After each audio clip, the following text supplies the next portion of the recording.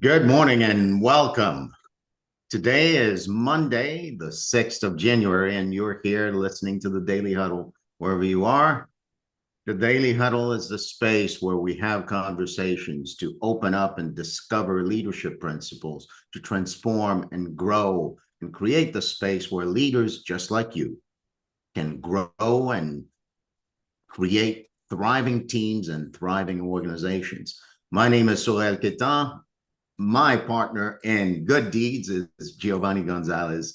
We're the co-founders of the Daily Huddle, and we're happy to be here with you today in a conversation given by the three critical aspects that every leader must pay attention to create thriving organizations.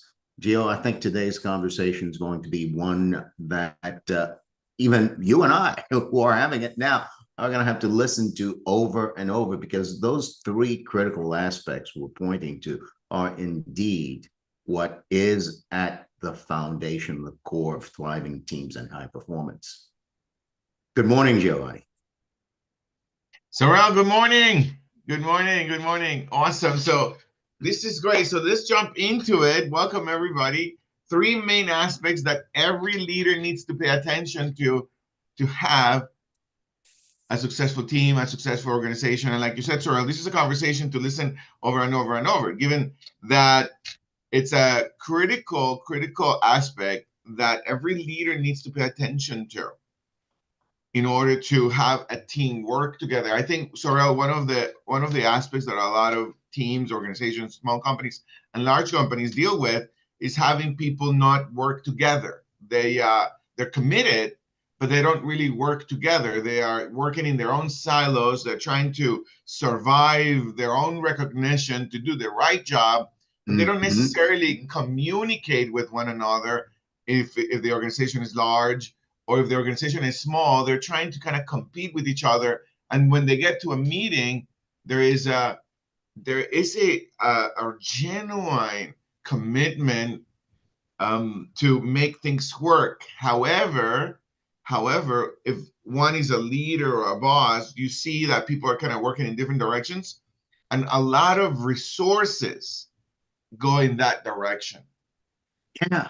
Like a lot of resources, time. When you say resources, it's my time as a leader, the money, my money, if I'm a small business, and the organization's money going to fix what's not working and deal with the dysfunction. Now, on the flip side, Gio, I was having a conversation with a very close cousin yesterday. She's retired. And she said to me, Sorrel, I worked for the place I worked for 35 years. And to this day, when me and my colleagues get together, we ask ourselves these questions. We say, why did we stay there that long? And her responses leaned in this direction. She said, you know what? I never thought I was working for somebody. I always thought I was working for me. It was very clear to me what the organization, and then she corrected herself. She goes, no, it was very clear to me why I was there. I was there to create the experience for our patients. She worked in a place that created nutritional programs and actually cooked the food for elderly in retirement homes. And she goes, you know what? I knew that I was there to make sure that these people, when they taste the food, when they eat the food, they feel my love. And she goes, not only that, I wasn't there working at my business. I was there working with friends, because we celebrated each other. We celebrated each other's birthdays. The quote unquote bosses, when they came to these parties, they came with their family members. And you know what? Maybe I stayed there for 35 years because despite the traffic, she said, I would drive an hour and a half one way and sometimes 2 hours to come back, because traffic in New York City is not the best. But you know what? I always was happy to get in my car to go there, because I knew what I was going to when I got there, and who I got to be when I got there. So the three aspects we're pointing to, Gio, I say create that kind of space for employees and team members in organizations that actually create thriving organizations. And absent And the it's three not aspects, just, it's not large organizations, but small organizations, small teams, critical yeah, aspect. One of the things that you were pointing to with when you were sharing the insight you got from talking to your cousin about, well, why in the world did you stay there for 35 years? I think if yeah, anyone is listening to this conversation and has an organization or plans to have a team, wouldn't it be cool that you keep somebody for 35 years? It wouldn't wouldn't it be be cool cool? that you create a culture that people will, at the end of their journey with that team, with that organization, will say something like what your cousins say.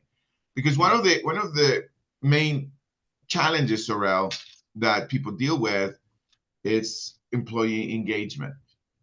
yeah, Because people are, in many times, people are passing through a job. Like if I get the right insurance, if I get I get enough money so that I can get buy some time so I can get a better job. Or another challenge that people have is, and leaders and bosses and people who lead organizations, is that change is necessary. Things change, competition shift things, technology shift things. Things are constantly changing. So organizations need to adapt to the changes, but people resist changes, right? So when you share about your cousin, I can imagine that in that organization, there were many changes that were going on in the industry, but the way in which they created a culture, the way people led, the way leaders were connecting to what they do and helping employees connect to what they do, allow them to reinvent themselves through changes. So here are the three aspects. So I'm going to lay out the three aspects, and then we're going to talk about each one of them. let's Yeah? do that.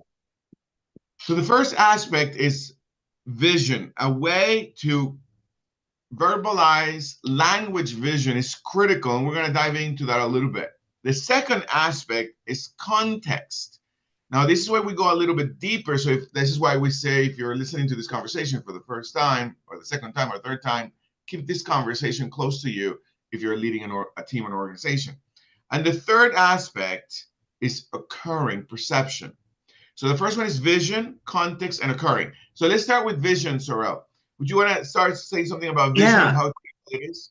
in that sense, when people hear vision, I would imagine the first thing that comes to mind is, well, I've heard this before. Our company has a vision. I have a vision. And often it's not the statement itself that we're talking about. It is what comes with the statement. So there is this kind of connection that as a leader, that I myself must develop for myself, an emotional connection to what is my vision for the organization and my vision for the world and my vision for why it exists in such a way that it is that which I am about the vision that translates to others, such that someone like my cousin can say, I know exactly why I'm here. I am here so that the people in these retirement homes are treated like king and queens.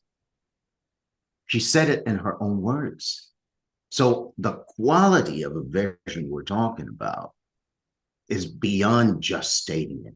It's beyond embodying it in such a way that the team members and the leaders in the organization see it as theirs. That Yeah. got revealed to me in that conversation. Yeah, for me, Sorel, using the opportunity or vision, it's critical not to hear vision as, oh, I already know that. Yeah. Because it's so easy to get disconnected from one's vision and connected to processes and transactions and everyday urgencies and fires that one of the things that I see that happens to most leaders and most bosses is that they no longer connect with the vision. They no longer connect with where they're going. They no longer connect with what inspires people. What inspires people is not necessarily the present. What inspires people is the possibility of where we're going. That possibility is what get people to work together, is what get people to wake up in the morning with a different feeling. And one of the critical aspects for a leader is that they say the vision one time, they share the vision at the beginning of the year. This is critical, right? If you're listening to this, January is not the only month to share the vision, right? They share the vision at the beginning of the year, and then they no longer share the vision, and they go into quarterly goals, they go into daily goals, they go into, well, what did you do today? What were your numbers today? And there is nothing more predictable than to have a high turning organization, an evolving door. If a leader focuses on the transactions, if a leader focuses on the numbers. Now, without numbers, without KPIs, without measuring the progress, it's difficult to have any growth. However, if a person, a human being, a leader, a boss, does not constantly connect people to the future that people are going to the thing that inspires them, they'll find themselves having a rotating door. They find themselves, people leaving the organization over and over and over, and then they complain about people. Yeah. So vision is critical to reconnect over and over the people you're working with, so that they can reinvent themselves on a possible future, not on the present. The present is filled with urgencies and fires. The present is not powerful enough. Yeah. Very good. So that's what I wanted to say about vision. Yeah. Then there is context. And so you were pointing to context already. So go ahead. Sorry. Yeah, I was going to say that kind of vision you're pointing to, Giovanni, becomes the water inside of which people swim, to use that analogy, in the organization. And we call that context.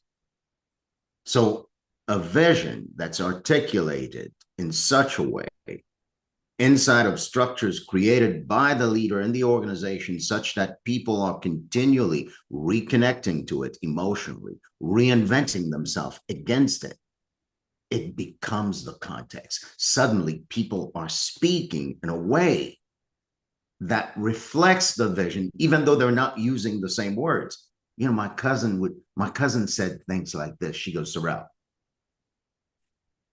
I didn't have to have a way, but given that I knew why I was here, I always found a way. You know, it's that kind of thing that context creates. Context gives you what you say, it gives you what you do. And when the vision becomes that, man, an organization can accomplish so much. Yeah, absolutely. And a team. Here's what I'm capturing what you're saying. Every day people wake up inside of a particular context. Every day people wake up inside of a particular framework for their lives. And for most people, it's some kind of context of complaint. For most people, so if you are inside of any organization, if you're leading any team or any organization, it is likely that the team you work with are waking up inside of a context for life. And for most of us, is a complaint. However, if you're verbalizing, if a person is verbalizing, if it's guiding people to a particular future that inspires them, it becomes the new context in which people speak and think and interact. It becomes the new context. And in some degree, the leader is managing the context in which people find themselves in some degree, what you're pointing to, that your cousin was saying, that is very deliberate. That is not up for chance. I am very sure that whoever your cousin worked with, there was a leader reconnecting her to the possibility of serving the elderly. And I'm sure that was a very hard job. Although you're sharing in a context of mission-driven, when people are connected to the present, you're cooking for a ton of people. And I don't know if you ever cooked before for a ton of people.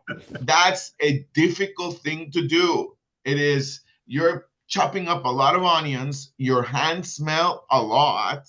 I was a cook for a while, so I know what I'm pointing to. I know what I'm talking about. So the leader had to reconnect your cousin and everybody in the organization so they can see themselves inside of a mission. And that's what context does. And if you are a leader committed to high performance and elevated the performance of your team, you must pay attention to the context in which people are speaking.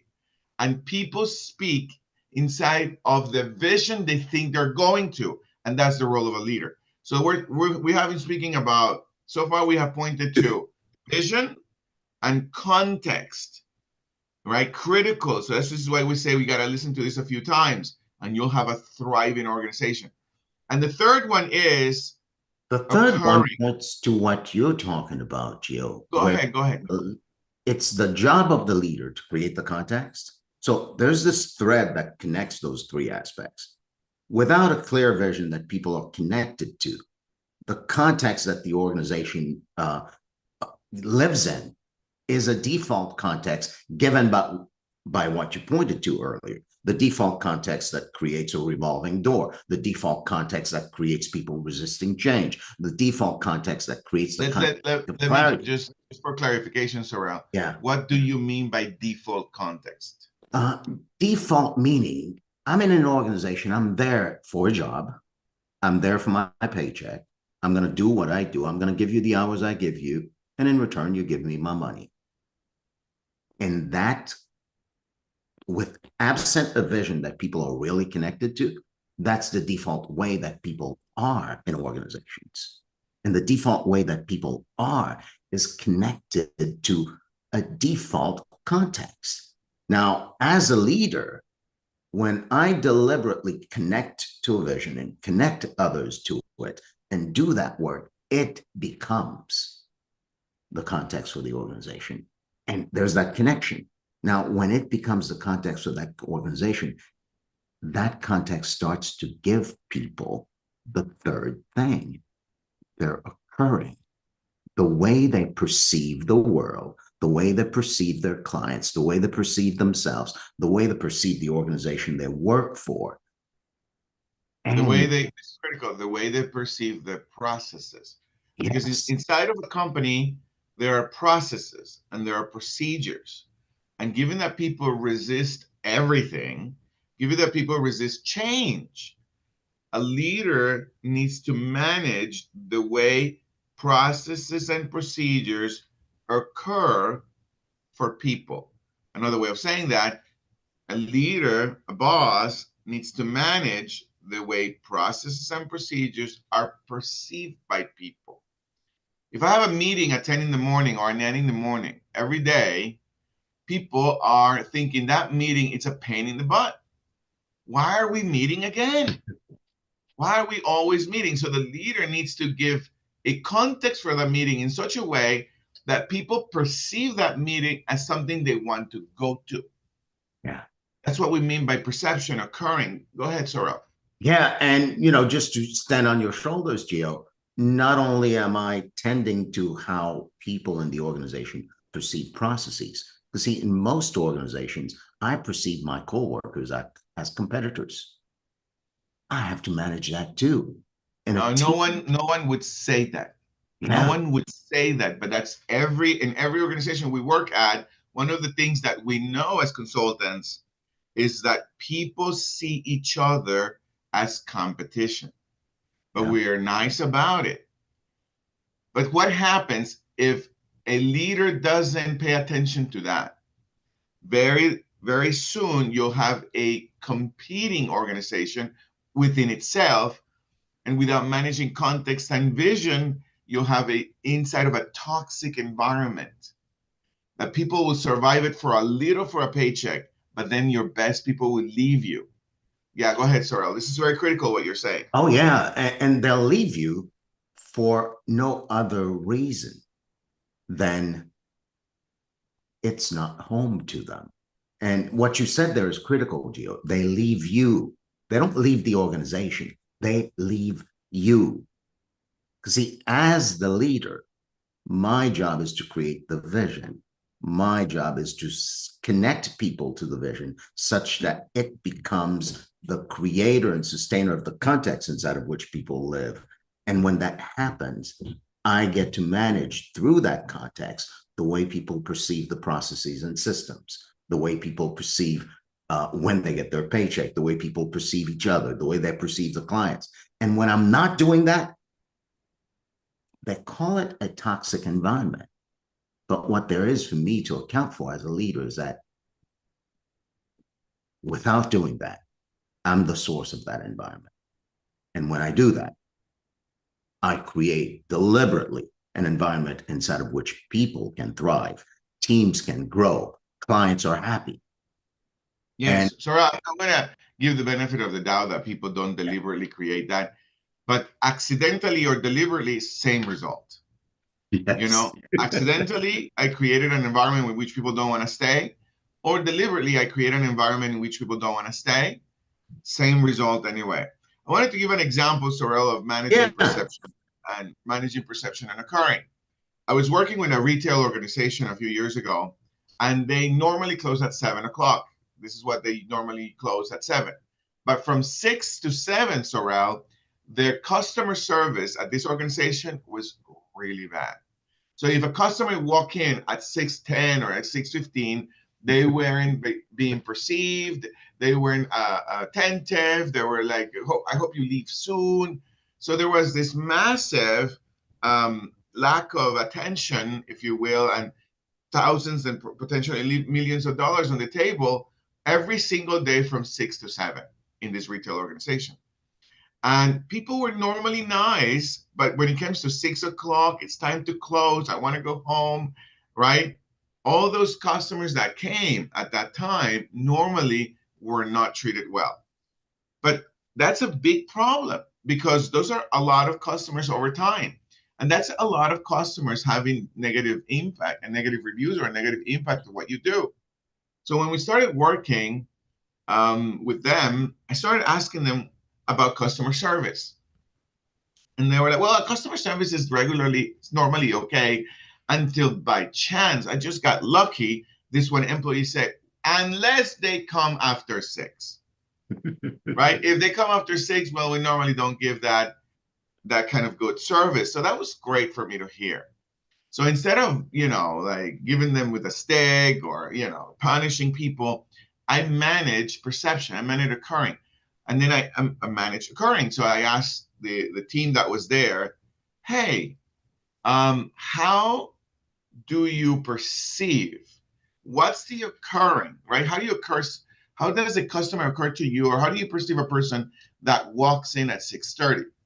And then they said, that I'm going to stay longer, that they're going to ask me silly questions and they're not going to buy anything, that they gave me a sense of how they perceive them. So the customer, so I said, okay, if I perceive a person that way, wouldn't it be natural that I give them bad customer service, even though I'm committed to it? And they're like, yeah, all right. So then I shifted the occurring. Who is this person for you?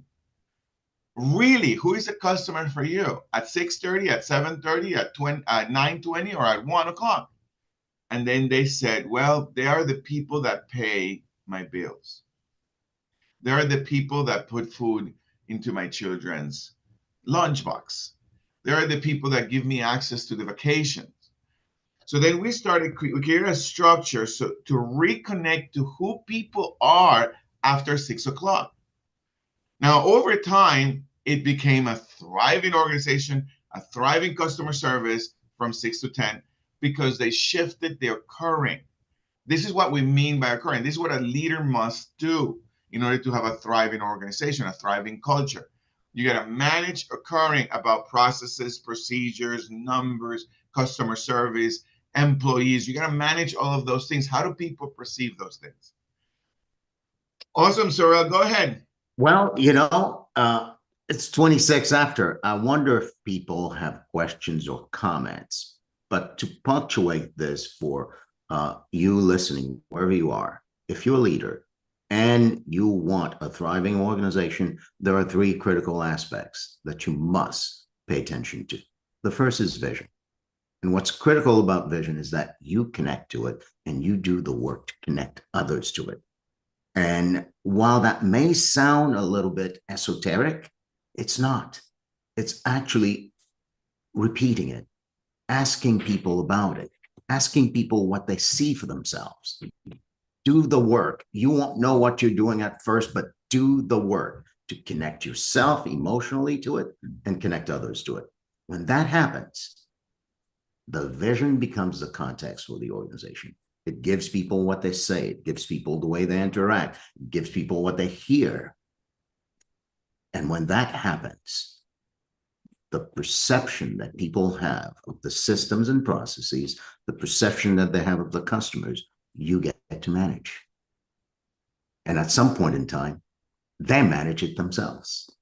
And so those three critical aspects, Gio, I can say it. You and I have never seen an organization that thrived without paying attention to those three critical aspects. In some degree or another. Thank you, Saurel. Thank you so much. Thank you all for being here. And if you're listening to us, and if you're having and if you're looking to align your team, and you need some perspective, consultation, let us know, and we will gladly share our experience and our knowledge with you. Very good. Very, very good. So, any comments, questions, yeah buts? Anything that's percolating over there where you guys are at? Comment, questions, yeah buts? Well, Gio, that's our cue to wrap up. Awesome. Today's episode. Today's episode is one in a series of episodes that's going to come on Mondays now. Focused on the mindset that leaders get to shift and create in their organizations. So that's our Mondays. And today we dealt with the three critical aspects that every leader must pay attention to create a thriving organizations: vision, context, and occurring. And at some point in time, Gio, I imagine, given the vast world that those three aspects create, we might do a little deep dive in each of them. What do you think? We have to. We have to. We have to. So there you have it, folks. Thank you for being here. Thank you for being with us. Giovanni and I are your co-hosts for Monday, and we're looking forward to seeing you. The Daily Huddle airs every day and streams live on YouTube. So join us tomorrow morning here Tuesday, where our dearest Tara Heaton, host of Communication and Relationships on Tuesday, will be on starting at 9 a.m. Eastern Time. So see you then. Gio, take us out.